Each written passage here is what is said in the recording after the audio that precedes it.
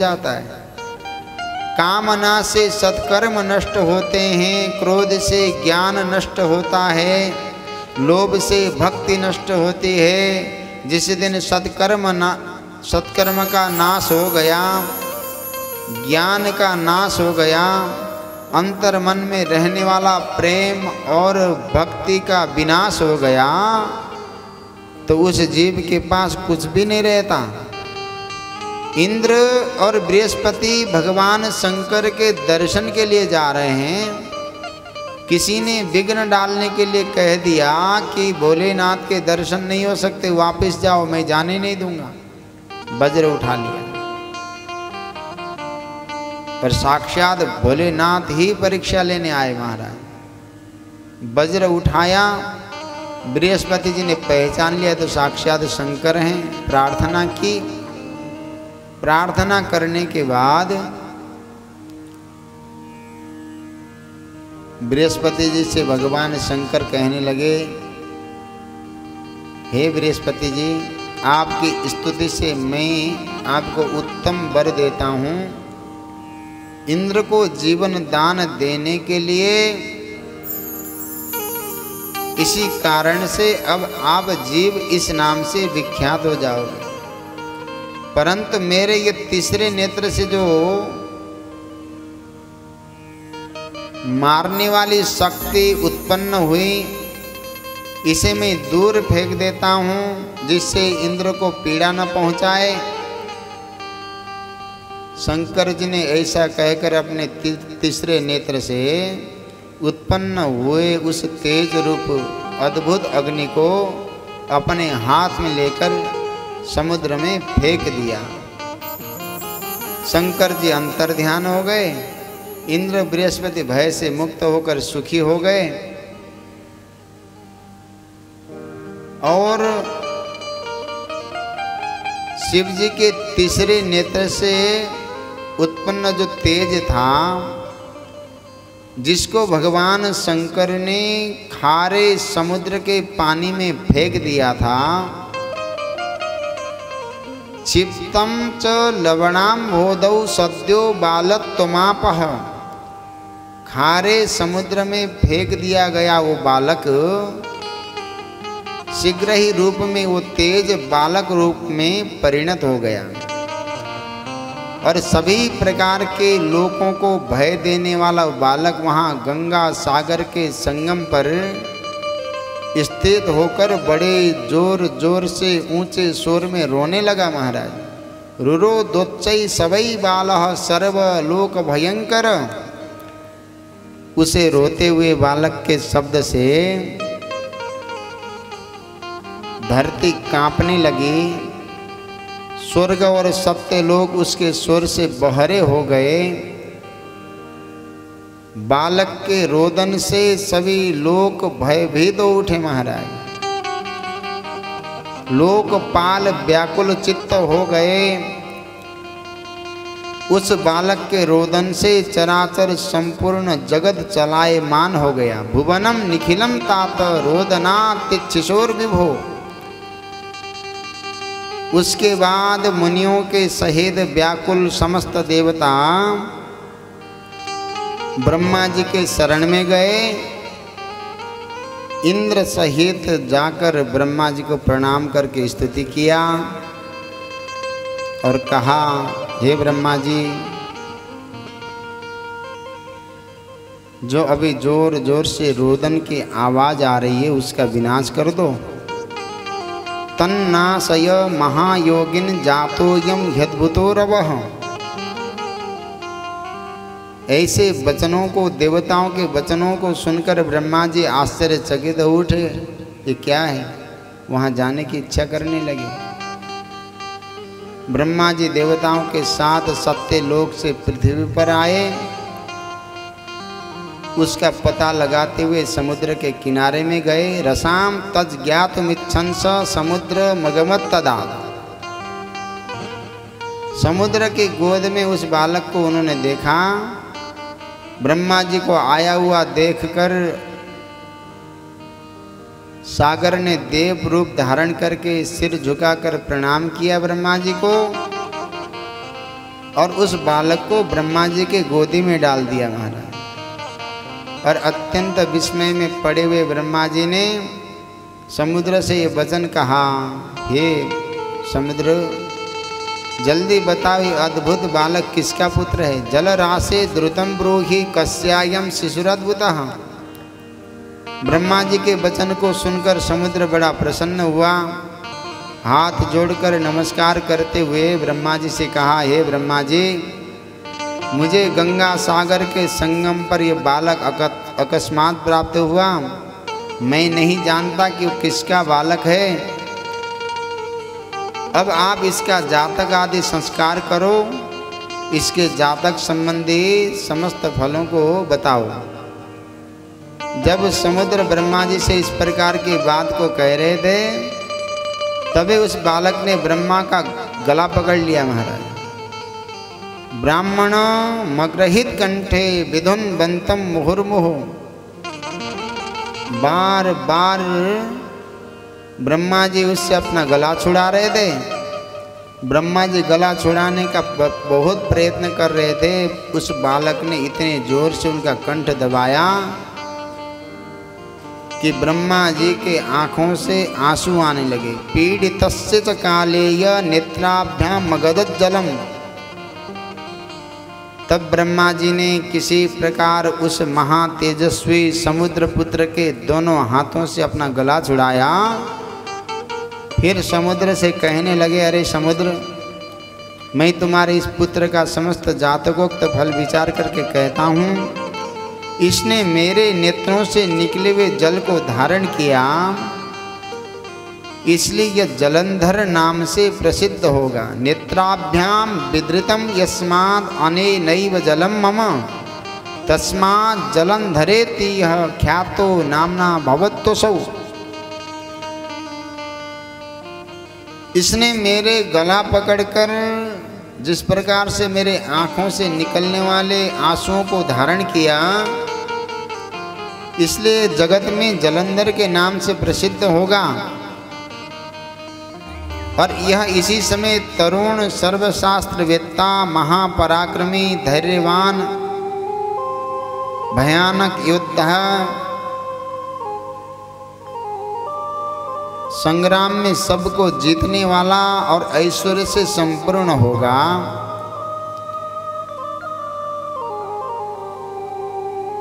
यह बालक समस्त दैत्यों का अधिपति होगा, विष्णु को भी जीतने वाला होगा।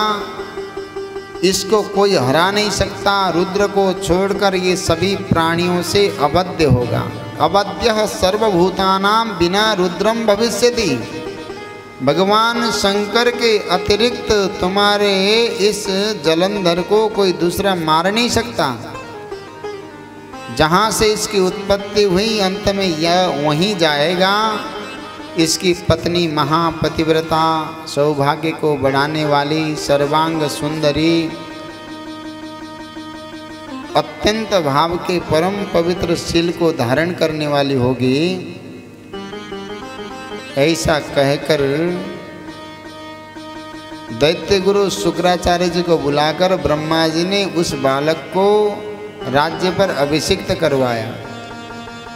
समुद्र से आज्ञा लेकर अंतर ध्यान हो गए।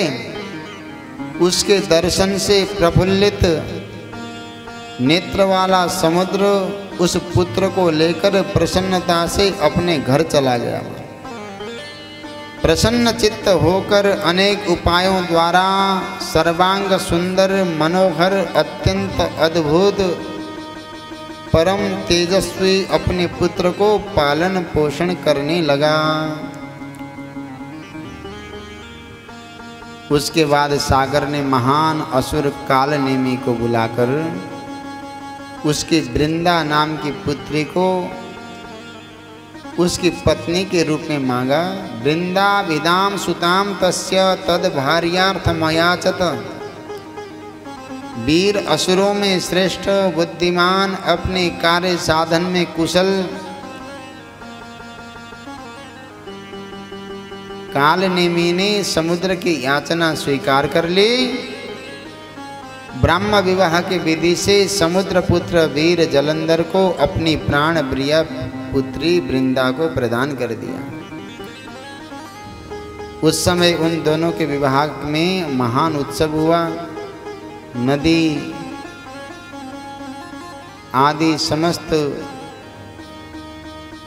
भाव से वहाँ उपस्थित हुए। स्त्री सहित पुत्र को देखकर समुद्र को भी अत्यंत सुख की प्राप्ति हुई। समुद्र ने ब्राह्मण को और अन्य लोगों को यथाविधि दान दिया। पाताल में रहने वाले दैत्य देवताओं के द्वारा पहले ही जीत लिए गए। पृथ्वी पर चले गए, निडर होकर उसके आश्रय में रहने लगे। कालनेमी आदि असुर उस समुद्र पुत्र को कन्या देकर परम प्रसन्न हुए और देवताओं को जीतने के लिए उसके आश्रित हो गए। महाराज, एक बार वृंदा का पति वो जलंधर अपनी पत्नी वृंदा और असुरों के साथ बैठा हुआ था। उसी समय अत्यंत प्रसन्न महातेजस्वी मूर्त स्वरूप तेज पुंज के समान भाषित होते हुए श्री शुक्राचार्य जी महाराज 10 दिशाओं को प्रकाशित करते हुए वहां आ गए। शुक्राचार्य जी को आते देखकर प्रसन्न मन वाले उन सभी असुर और जलंधर ने भी आदर पूर्वक उन्हें प्रणाम किया। शुक्राचार्य जी ने सबको आशीर्वाद देकर अपने आसन पर बैठ गए।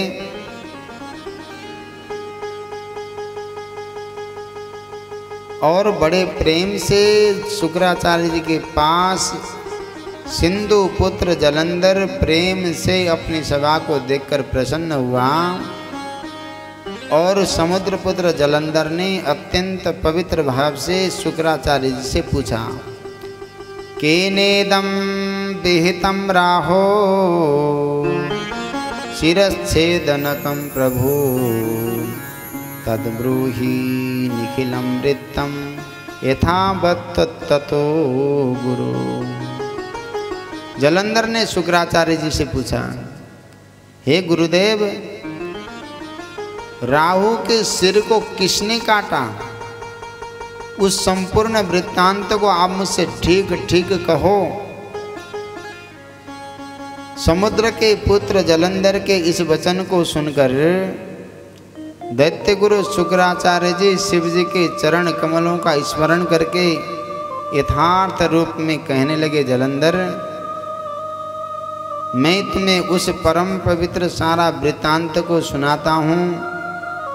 पूर्व समय में विरोचन का पुत्र हिरण्यकश्यप का प्रपौत्र वीर बलवान और धर्मात्मा बलि नाम का राजा हुआ। उससे पराजित होकर इंद्रजीत सभी देवता स्वार्थ साधन में अत्यंत निपुण थे। महाराज, वो लोग सब विष्णु भगवान की शरण में गए। उन्होंने अपना संपूर्ण वृत्तांत उनसे कहा। तब छल कर्म में निपुण देवताओं ने विष्णु की आज्ञा से अपनी कार्य के सिद्धि हेतु समझौता कर ली। इसके बाद भगवान विष्णु के सहायक उन सभी देवताओं ने अमृत के लिए दैत्यों के साथ आदर पूर्वक समुद्र मंथन किया। उसके बाद दैत्य शत्रु देवताओं ने समुद्र मंथन से उत्पन्न हुए संपूर्ण रत्न स्वयं हरण कर लिया। यत्न पूर्वक छल से अमृत ग्रहण कर लिया, उसका पान भी कर लिया। अमृत पान से बलशाली हो गए। इंद्र सहित देवताओं ने विष्णु की सहायता से असुरों को पराजित कर दिया। इंद्र के सर्वदा पक्षपाती उन विष्णु ने देवताओं की सभा में अमृत पीते हुए राहु का शिरच्छेदन कर दिया। राहुर देव सभायां वै पक्षपाती हरे सदा। शुक्राचार्य ने अमृत के लिए देवताओं द्वारा कराए गए समुद्र मंथन, राहु के शिरच्छेदन, रत्नों के अपहरण, दैत्यों के पराभव और देवताओं के द्वारा अमृतपान, इन सब का विस्तार पूर्वक वर्णन किया। महाराज, तब जलंधर ने सोचा कि मेरे पिता का मंथन हुआ, समुद्र का मंथन हुआ। जब ऐसा सुना तो जलंधर क्रोध के कारण लाल पीला हो गया, अत्यंत क्रोध में आ गया। उसके बाद उसने शीघ्र ही घस्मर नामक अपने उत्तम दूत को बुलाकर उससे अपने सारा वृत्तांत को कहा और जो बातें उसको दैत्य गुरु शुक्राचार्य ने बताया था उस सब अपने घस्मक नाम के दूत को कहने लगा और बहुत प्रकार से सम्मानित करके अभय करते हुए उस कुशल दूत को प्रेम पूर्वक इंद्र के पास भेजा। महाराज उस समुद्र पुत्र जलंधर का वो बुद्धिमान घस्मर नामक दूत बड़ी शीघ्रता से देवताओं से युक्त स्वर्गलोक को गया। वहाँ जाकर वो दूत शीघ्र ही सुधर्मा सभा में पहुंचकर बड़े अहंकार के साथ इंद्र से कहने लगा, जलंधरोब्धितनय सर्वदैत्य जनेश्वर सुप्रतापी महावीर स्वयं कवि सहायवान। समुद्रपुत्र जलंधर सभी दैत्यों का अधिपति महावीर और शुक्राचार्य का शिष्य है। मैं उसी वीर का उस जलंधर का घस्मर नामक दूत हूँ। घस्मर कहते हैं भक्षक को, और उस घस्मर नामक दूत ने कहा मैं घस्मर हूँ, भक्षक नहीं हूँ। दूतो हम तस्य वीरस्य घस्मराख्यो न घस्मरः। मैं घस्मर नामक दूत हूँ परंतु भक्षक नहीं हूँ। उसी वीर के द्वारा भेजे जाने पर मैं तुम्हारे पास आया हूँ। सर्वत्र अप्रतिहत आज्ञा वाले महान बुद्धिमान संपूर्ण देवताओं को जीतने वाले जलंधर ने जो कहा है उसको ध्यान से सुनो। तो जलंधर का जो उद्घोष था वो चिट्ठी थी, उसको बड़े प्रेम से देवराज इंद्र को सुनाने लगे। जलंधर ने कहा था, तुमने किस कारण से पर्वत के द्वारा मेरे पिता समुद्र का मंथन किया, मेरे पिता के सारे रत्नों को अपहरण कर लिया, तुमने ये उचित नहीं किया।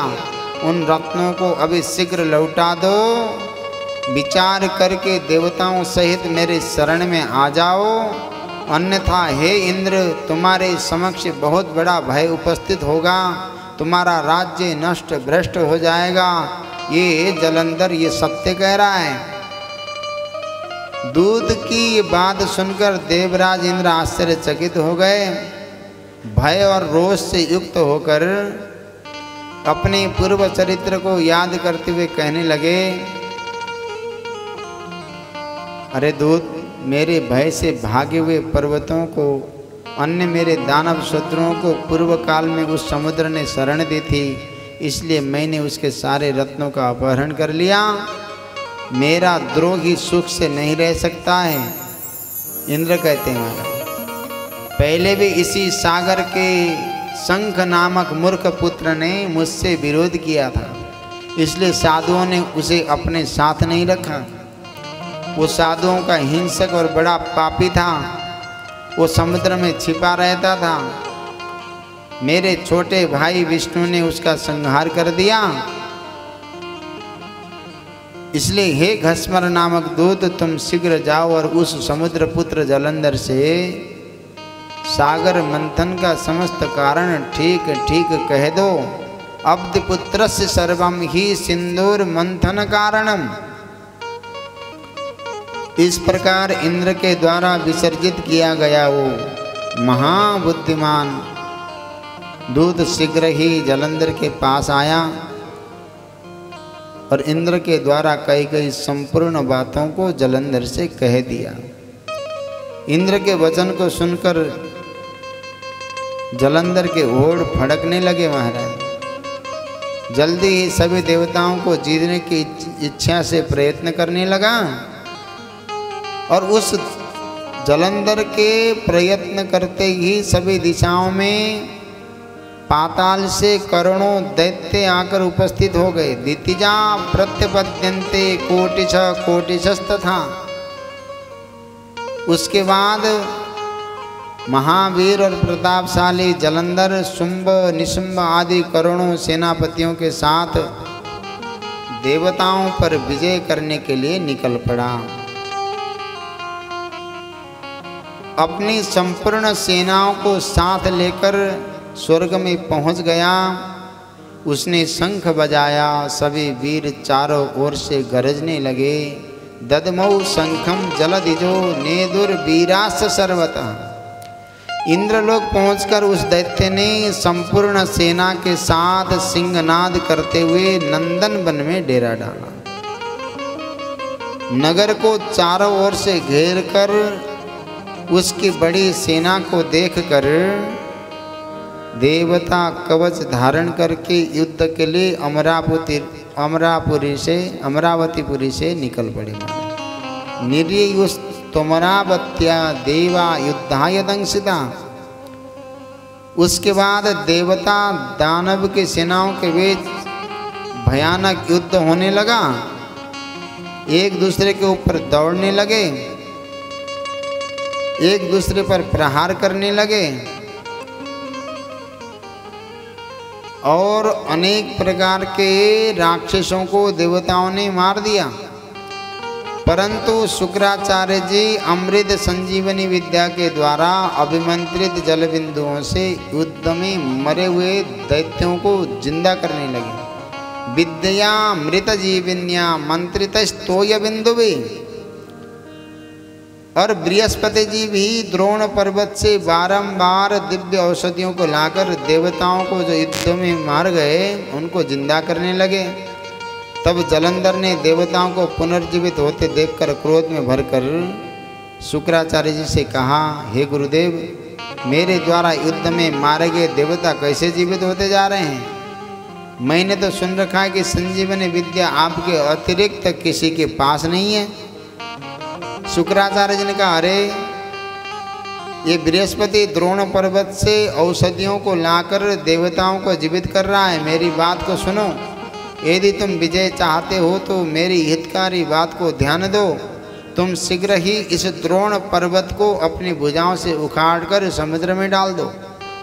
जय मिच्छसि चेत्तात शृणु मे वचनम शुभम ततः शोरम भुजाभ्याम तम द्रोण मब्धा उपाहर।